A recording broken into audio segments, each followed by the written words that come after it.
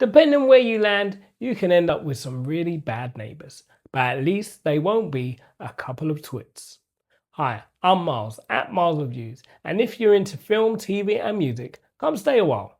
Welcome to my non-spoiler review of The Twits showing on Netflix, directed by Todd Demong, Phil Jonston, and Katie Shanahan, written by Phil Jonston and Meg Favreau, based on the book by Roald Dahl.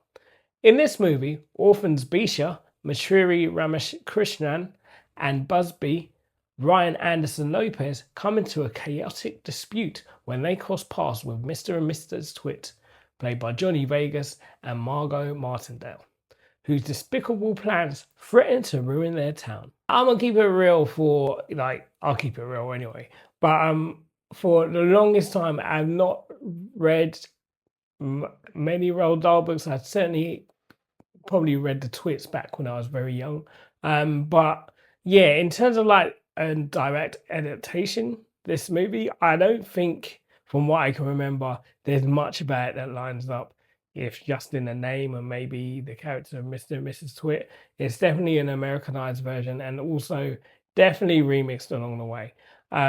However, saying that, with the time that we're in and in terms of like watching a movie with some kind of nice meaning and messages to it, it was quite refreshing in many ways. Like, it does have a really good lots of messages in it that are quite timely, and it deals with themes of, like, I guess, people sort of following the wrong ideas or the wrong paths or believing in the wrong people to kind of get them out of situations, when really we should rely and depend and help each other.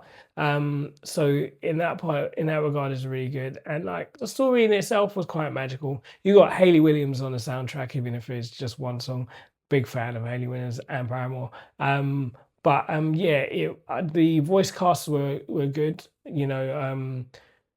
Johnny Vegas was just a great kind of this iteration of Mr. Twit, and Margo Martindale did a great job as well.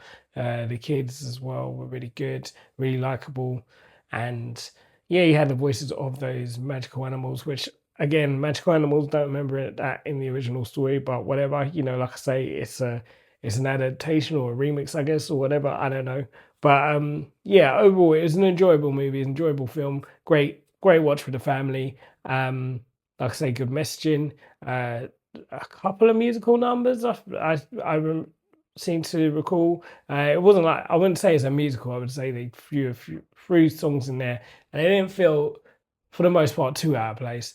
I did like the sort of mystical and magical elements to it. I think that worked well as well.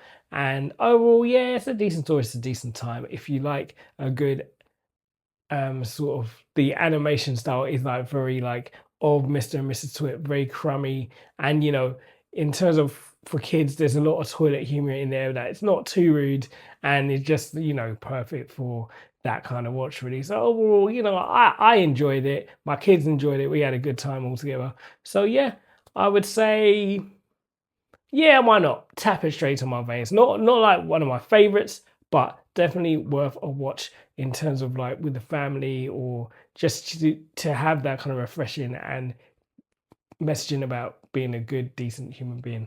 The Twits, have you seen it? What did you think? Let me know in the comments below. I've been Miles Reviews. Follow me for more on film, TV, and music. Catch you on the next one. God bless and all the rest.